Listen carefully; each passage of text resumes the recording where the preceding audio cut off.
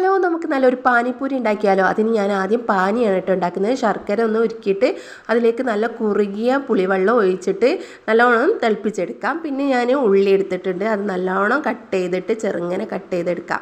പിന്നെ ഇതുപോലെ ഒരു ഗ്രീൻ ചട്നി വേണം. അതിന് വേണ്ടിയിട്ട് പുതിന, പച്ചമുളക്, വെളുത്തുള്ളി, ഇഞ്ചിയൊക്കെ എടുത്തിട്ട് വെള്ളമൊഴിച്ച് ഉപ്പിട്ട് ഇതുപോലെ ഒന്ന് നന്നാക്കി അടിച്ചെടുക്കാം കേട്ടോ.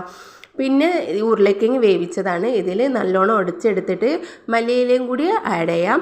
അങ്ങനെ അത് മാറ്റി വെച്ചിട്ട് പിന്നെ ഇതുപോലെ പൂരി ഞാൻ റെഡിമെയ്ഡ് വാങ്ങിയതാണ് കേട്ടോ. എല്ലാ ഷോപ്പിലും അവൈലബിൾ ആണ്. 25 രൂപയേ ഉള്ളൂ പാക്കറ്റിന്.